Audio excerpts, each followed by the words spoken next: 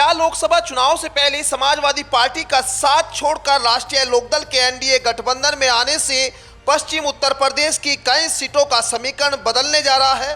क्या आरएलडी प्रमुख जयंत चौधरी एक ऐसा चेहरा है जो हिंदू और मुस्लिम दोनों समाज को स्वीकार्य होगा?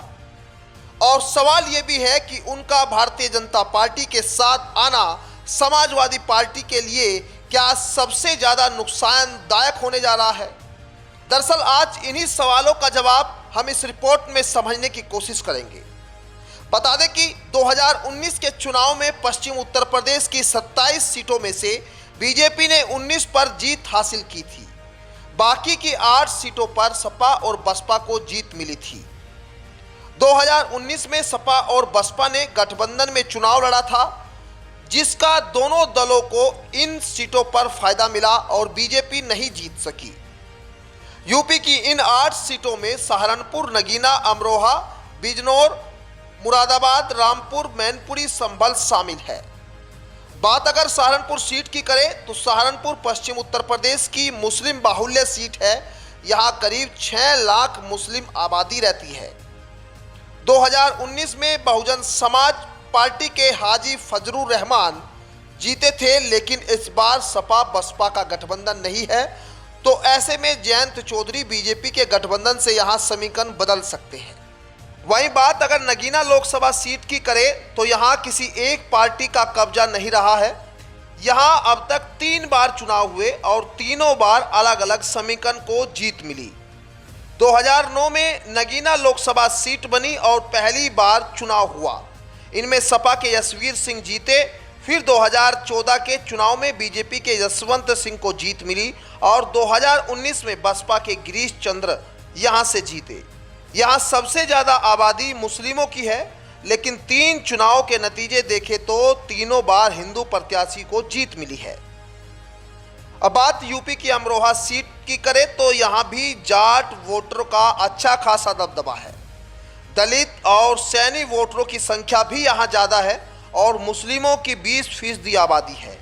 ऐसे में जयंत चौधरी यहां बीजेपी के लिए जाट और मुस्लिम वोटरों को साधने का काम कर सकते हैं। 2014 में यह सीट बीजेपी के पास थी, लेकिन 2019 के चुनाव में बसपा के कुंवर दानिश अली जीत गए। हालांकि उन्हें पार्टी से निकाल दिया गया है। अब बसपा ने डॉक्टर मुजाहिद हुसैन को अमरोहा से प्रत्याशी बनाया है।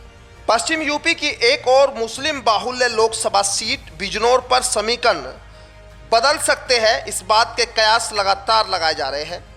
बता दें कि यहाँ 1,35,000 मुस्लिम वोटर है और 80,000 दलित है। 2014 में बीजेपी ने यह सीट जीती थी, लेकिन 2019 में सपा बसपा गठबंधन का जादू चला और सीट बसपा के मलूक नागर के पास चली गई।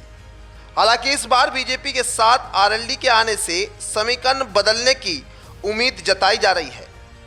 नगीना की तरह मुरादाबाद सीट पर भी किसी एक पार्टी का कब्जा कभी नहीं रहा। 1999 से लेकर 2019 तक अलग अलग पार्टी के उम्मीदवारों को जीत मिली। 1999 में जैसे जगदम्बिका पाल ने अखिल भारतीय लोकतांत्रिक कांग्रेस नाम से पार्टी बनाई और चुनाव जीत गई। 2004 में सपा का कब्जा हुआ। 2009 में कांग्रेस के टिकट पर पूर्व क्रिकेटर मोहम्मद अजरुद्दीन जीते और 2014 में यह सीट बीजेपी के पास चली गई। 2019 में सपा को यहां जीत हासिल हुई।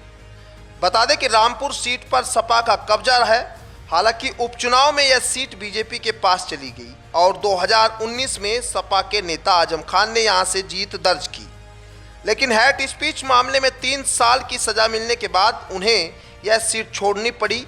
यहां मुसलमानों की 50.57% और 45.97% हिंदुओं की आबादी है।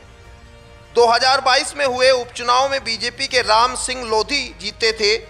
बता दें कि इस सीट को आजम खान का गढ़ माना जाता है। लेकिन यूपी की मैनपुरी सीट की अगर बात की जाए तो मैनपुरी सीट सपा का अभेद किला कहा जाता है। मुलायम सिंह यादव यहां से चुनाव जीतते रहे, लेकिन उनके निधन के बाद यह सीट खाली हो गई और उपचुनाव में अखिलेश यादव की पत्नी डिंपल यादव चुनाव लड़ी और वो जीत गई। यहाँ की कुल 3.5 लाख आबादी में से 1,50,000 के आसपास ठाकुर है और 1,20,000 के आसपास ब्राह्मण और 1 लाख आबादी मुस्लिम और वैश्यों की है। सपा ने इस बार भी डिंपल यादव को यहां से मैदान में उतारा और आरएलडी बीजेपी गठबंधन यहां भी असर डाल सकता है, इस बात के कयास अब लगाए जा रहे हैं। बता दें कि संभल की लोकसभा सीट पर 40% हिंदू और 50% मुस्लिम आबादी है। 1984 तक संभल लोकसभा सीट कांग्रेस का गढ़ थी, लेकिन 2009 के सपा के टिकट पर चुनाव लड़कर शफीकुर रहमान बर्क ने कब्जा कर लिया था। फिर 2014 में बीजेपी को जीत मिली और 2019 के चुनाव में शफीकुर रहमान ने बीजेपी से बाजी मार ली। 2024 में बीजेपी और आरएलडी गठबंधन इस सीट का भी गणित बिगाड़ सकता है। ये उन 8 सीटों की चर्चा हमने इस रिपोर्ट में की है जिन पर भारतीय जनता पार्टी को बड़ा नुकसान हुआ था।